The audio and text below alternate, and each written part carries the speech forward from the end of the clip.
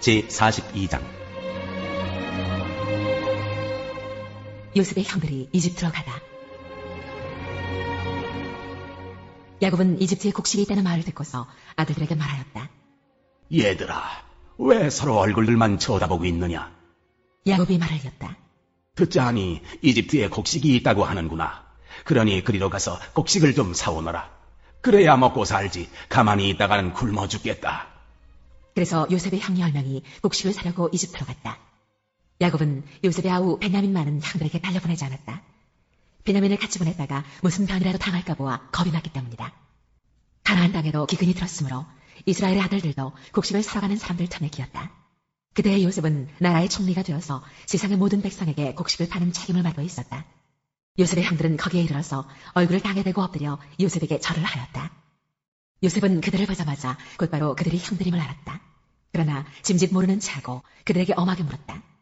당신들은 어디에서 왔소? 그들이 대답하였다. 먹거리를 사려고 가나안 땅에서 왔습니다. 요셉은 형들을 알아보았으나 형들은 요셉을 알아보지 못하였다. 그때 요셉은 형들을 두고 꾼 꿈을 기억하고 그들에게 말하였다. 당신들은 첩자들이요, 이 나라의 허술한 것이 어디인지를 엿보러 온 것이 틀림없어. 그들이 대답하였다. 아닙니다, 종리 어른. 소인들은 그저 먹거리를 사러 왔을 뿐입니다. 우리는 할아버지의 자식들입니다. 소인들은 순진한 백성이며 첩자가 아닙니다. 그가 말하였다. 아니요, 당신들은 이 나라의 허술한 것이 어디인지를 엿보러 왔소. 그들이 대답하였다. 소인들은 형제들입니다. 모두 12입니다. 가나안 땅에 사는 할아버지의 아들들입니다. 막내는 소인들의 아버지와 함께 있고 또 하나는 이렇습니다. 요셉이 그들에게 말하였다. 내 말이 틀림없어. 당신들은 첩자들이요. 그러나 당신들이 진실을 증명할 길은 있어. 바로께서 살아계심을 두고 맹세하오. 당신들이 막내 아우를 이리로 데려오지 않으면 당신들은 여기에서 한 발자국도 벗어나지 못하오. 당신들 가운데서 한 사람을 보내어 당신들 집에 남아있는 아우를 이리로 데려오게 하고 나머지는 감옥에 가두어 두겠소. 나는 이렇게 하여 당신들이 한 말이 사실인지를 시험해보겠소. 바로께서 살아계심을 두고 맹세하오. 당신들이 그렇게 하지 못하면 당신들은 첩자라는 누명을 벗지 못할 것이오.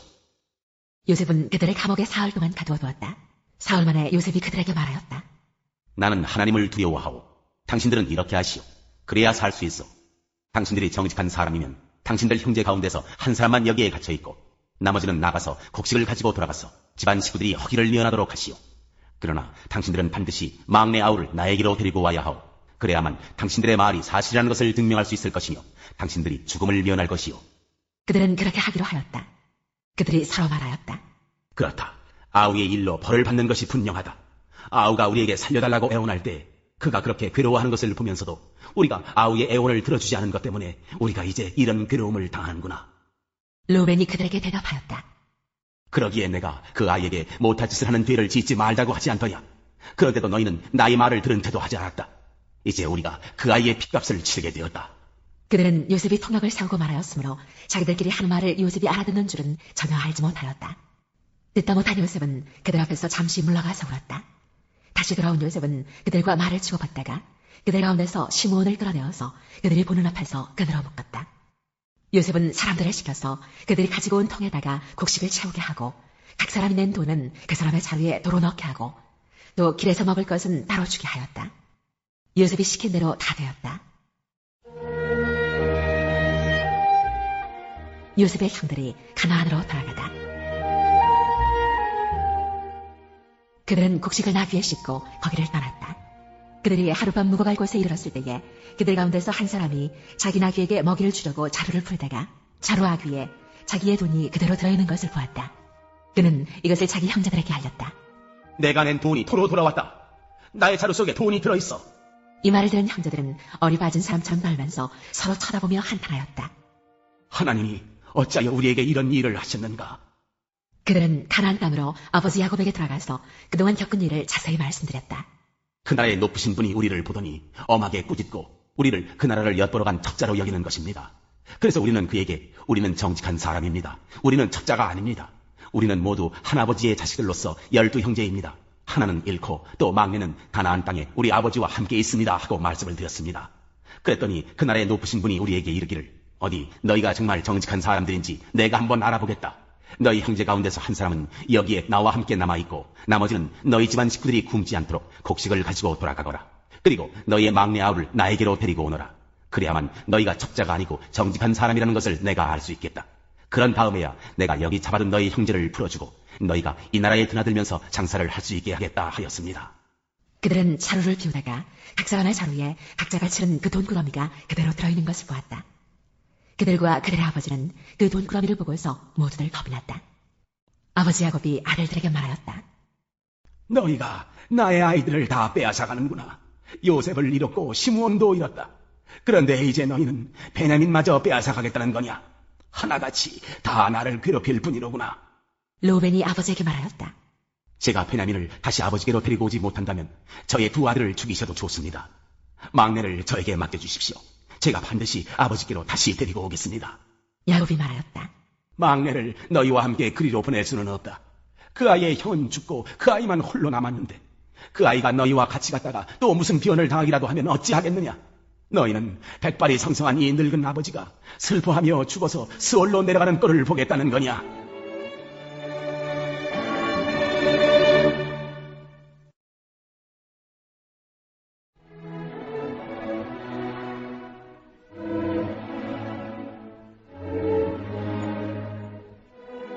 제12장 포도원 소작인의 비유. 예수께서 그들에게 비유로 말씀하기 시작하셨다. 어떤 사람이 포도원을 일구어서 울타리를 치고 포도즙을 따는 확을 파고 망대를 세웠다. 그리고 그것을 농부들에게 세일로 주고 멀리 떠났다. 때가 되어서 주인은 농부들에게서 포도원 소출의 얼마를 받으려고 한 종을 농부들에게 보냈다. 그런데 그들은 그 종을 잡아서 때리고 빈손으로 돌려보냈다. 주인이 다시 다른 종을 농부들에게 보냈다. 그랬더니 그들은 그 종의 머리를 때리고 그를 능욕하였다. 주인이 또 다른 종을 농부들에게 보냈더니 그들은 그 종을 죽였다. 그래서 또 다른 종을 많이 보냈는데 더러는 때리고 더러는 죽였다. 이제 그 주인에게는 단 한 사람, 곧 사랑하는 아들이 남아있었다. 마지막으로 그 아들을 그들에게 보내며 말하기를 그들이 내 아들이야 존중하겠지 하였다. 그러나 그 농부들은 서로 말하였다. 이 사람은 상속자다. 그를 죽여버리자. 그러면 유산은 우리의 차지가 될 것이다. 그러면서 그들은 그를 잡아서 죽이고 포도원 바깥에다가 내던졌다. 그러니 포도원 주인이 어떻게 하겠느냐? 그는 와서 농부들을 죽이고 포도원을 다른 사람들에게 줄 것이다. 너희는 성경에서 이런 말씀도 읽어보지 못하였느냐? 집을 짓는 사람이 버린 돌이 집모퉁이의 머릿돌이 되었다. 이것은 주님께서 하신 일이요 우리 눈에는 놀랍게 보인다. 그들은 이 비유가 자기들을 겨냥하여 하신 말씀인 줄 알아차리고 예수를 잡으려고 하였다. 그러나 그들은 무리를 두려워하여 예수를 그대로 두고 떠나갔다. 황제에게 바치는 세금. 그들은 말로 예수를 찾잡으려고 바리새파 사람들과 헤롯당원 가운데서 몇 사람을 예수께로 보냈다. 그들이 와서 예수께 말하였다. 선생님, 우리는 선생님이 진실한 분이시고 아무에게도 매이지 않는 분이심을 압니다. 선생님은 사람의 겉모습으로 판단하지 않으시고 하나님의 길을 참되게 가르치십니다. 그런데 황제에게 세금을 바치는 것이 옳습니까? 옳지 않습니까? 바쳐야 합니까? 바치지 말아야 합니까? 예수께서 그들의 속임수를 아시고 그들에게 말씀하셨다. 어찌하여 나를 시험하느냐? 데나리온 한 입을 가져다가 나에게 보여보아라.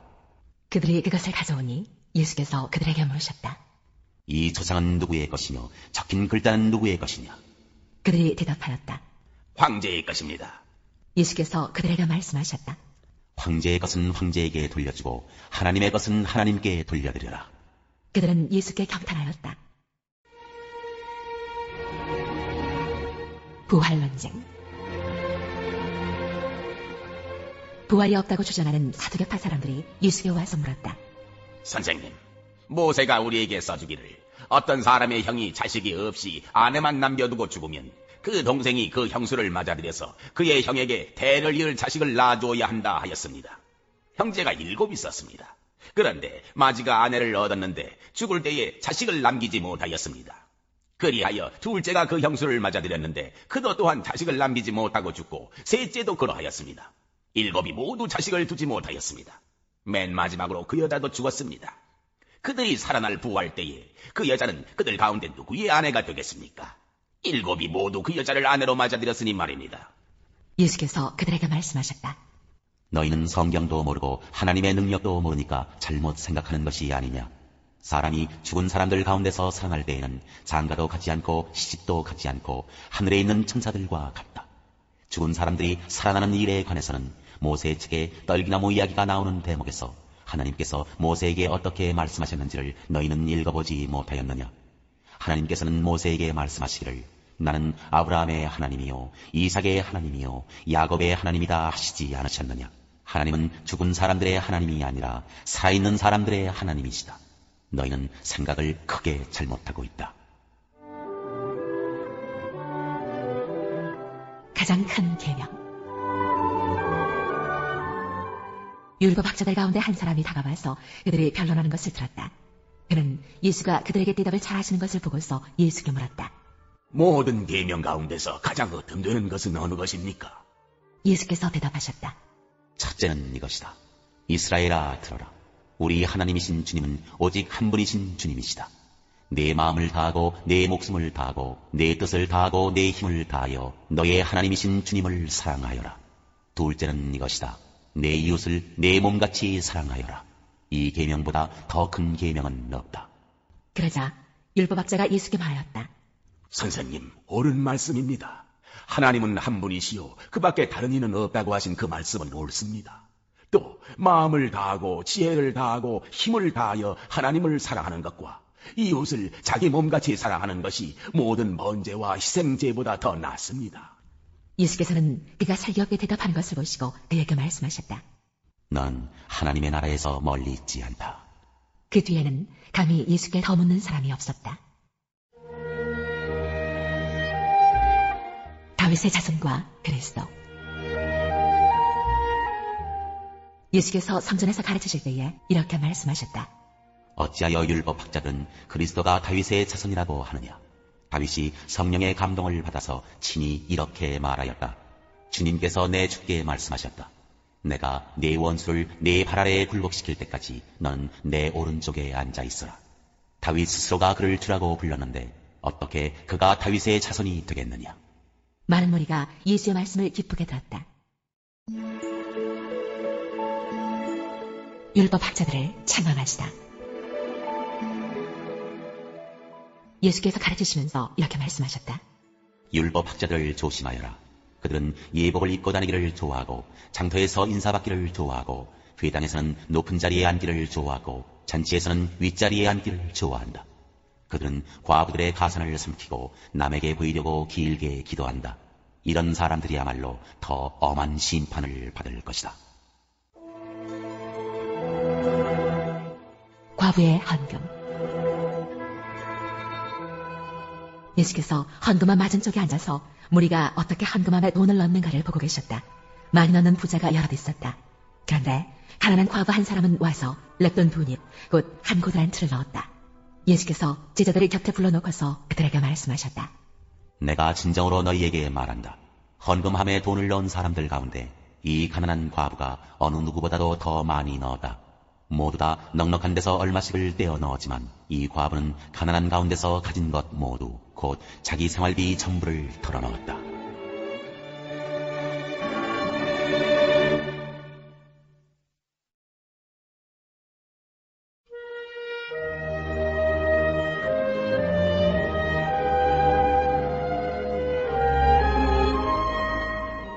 제8장 빌닷의 첫 번째 발언. 수하 사람 빌닷이 대답하였다. 언제까지 내가 그런 투로 말을 계속할 테냐? 내 입에서 나오는 말 거센 바람과도 같아서 걷잡을 수 없구나. 너는 하나님이 심판을 잘못하신다고 생각하느냐? 전능하신 분께서 공의를 거짓으로 판단하신다고 생각하느냐? 내 자식들이 주님께 죄를 지으면 주님께서 그들을 벌하시는 것은 당연한 일이 아니냐? 그러나 네가 하나님을 간절히 찾으며 전능하신 분께 자비를 구하면 또 네가 정말 깨끗하고 정직하기만 하면 주님께서는 너를 살리시려고 떨치고 일어나셔서 내 경건한 가정을 회복시켜 주실 것이다. 처음에는 보잘것없겠지만 나중에는 크게 될 것이다. 이제 옛 세대에게 물어보아라. 조상들의 경험으로 배운 진리를 잘 생각해 보아라. 우리는 다만 갓 태어난 사람과 같아서 아는 것이 없으며 땅 위에 사는 우리의 나날도 그림자에 지나지 않는다. 조상들이 내게 가르쳐주며 일러주지 않았느냐? 조상들이 마음에 깨달은 바를 말하지 않았느냐? 늪이 아닌 곳에서 왕골이 어떻게 자라겠으며 물이 없는 곳에서 갈대가 어떻게 크겠느냐? 물이 말라버리면 왕골은 벨 때가 아직 멀었는데도 모두 말라 죽고 만다. 하나님을 믿는 모든 사람의 앞길이 이와 같을 것이며 믿음을 저버린 사람의 소망도 이와 같이 사라져버릴 것이다. 그런 사람이 믿는 것은 끊어질 줄에 지나지 않으며 의지하는 것은 거미줄에 지나지 않는다. 기대어 살고 있는 집도 오래 서 있지 못하며 굳게 잡고 있는 집도 버티고 서 있지 못할 것이다. 비록 햇빛 속에서 싱싱한 식물과 같이 동산마다 그 가지를 뻗으며 돌무더기 위에까지 그 뿌리가 엉키어서 돌 사이에 뿌리를 내린다고 해도 뿌리가 뽑히면 서 있던 자리마저 나는 너를 본 일이 없다고 모르는 채 할 것이다.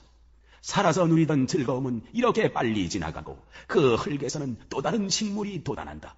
정말 하나님은 온전한 사람 물리치지 않으시며 악한 사람 손 잡아주지 않으신다. 그분께서 내 입을 웃음으로 채워주시면 내 입술은 즐거운 소리를 낼 것이니 너를 미워하는 사람은 부끄러움을 당할 것이며 악인의 장막은 자취도 없이 사라질 것이다.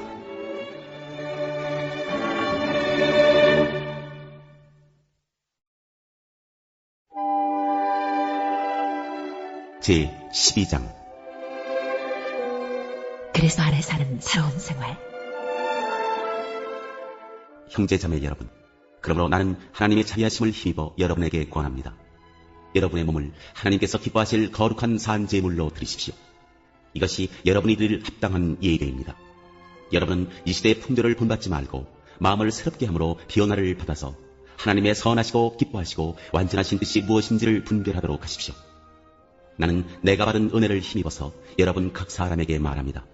여러분은 스스로 마땅히 생각해야 하는 것 이상으로 생각하지 말고 하나님께서 각 사람에게 나누어 주신 믿음의 분량대로 분수에 맞게 생각하십시오. 한 몸에 많은 지체가 있으나 그 지체들이 다 같은 일을 하는 것이 아닙니다. 이와 같이 우리도 여럿이지만 그리스도 안에서 한 몸을 이루고 있으며 각 사람은 서로 지체입니다. 하나님께서 우리에게 주신 은혜를 따라 우리는 저마다 다른 신령한 선물을 가지고 있습니다. 가령 그것이 예언이면 믿음의 정도에 맞게 예언할 것이요, 섬기는 일이면 섬기는 일에 힘써야 합니다. 또 가르치는 사람이면 가르치는 일에, 권면하는 사람이면 권면하는 일에 힘쓸 것이요, 나누어주는 사람은 순수한 마음으로, 지도하는 사람은 열성으로, 자선을 베푸는 사람은 기쁜 마음으로 해야 합니다. 그리스도인의 생활 규범. 사랑에는 거짓이 없어야 합니다. 악한 것을 미워하고 선한 것을 굳게 잡으십시오. 형제의 사랑으로 서로 다정하게 대하며 존경하기를 서로 먼저 하십시오. 열심을 내어서 부지런히 일하며 성령으로 뜨거워진 마음을 가지고 주님을 섬기십시오. 소망을 품고 즐거워하며 환난을 당할 때 참으며 기도를 꾸준히 하십시오. 성도들이 쓸 것을 공급하고 손님 대접하기를 힘쓰십시오. 여러분을 박해하는 사람들을 축복하십시오. 축복을 하고 저주를 하지 마십시오. 기뻐하는 사람들과 함께 기뻐하고 우는 사람들과 함께 우십시오. 서로 한 마음이 되고 교만한 마음을 품지 말고 비천한 사람들과 함께 사귀고 스스로 지혜가 있는 채 하지 마십시오. 아무에게도 악을 악으로 갚지 말고 모든 사람이 선하다고 생각하는 일을 하려고 애쓰십시오. 여러분 쪽에서 할 수 있는 대로 모든 사람과 더불어 화평하게 지내십시오. 사랑하는 여러분, 여러분은 스스로 원수를 갚지 말고 그 일은 하나님의 진노하심에 맡기십시오. 성경에도 기록하기를 원수 갚는 것은 내가 할 일이니 내가 갚겠다고 주님께서 말씀하신다 하였습니다. 네 원수가 줄이거든 먹을 것을 주고 그가 목말라 하거든 마실 것을 주어라. 그렇게 하는 것은 네가 그의 머리 위에다가 숯불을 쌓는 셈이 될 것이다 하였습니다. 악에게 지지 말고 선으로 악을 이기십시오.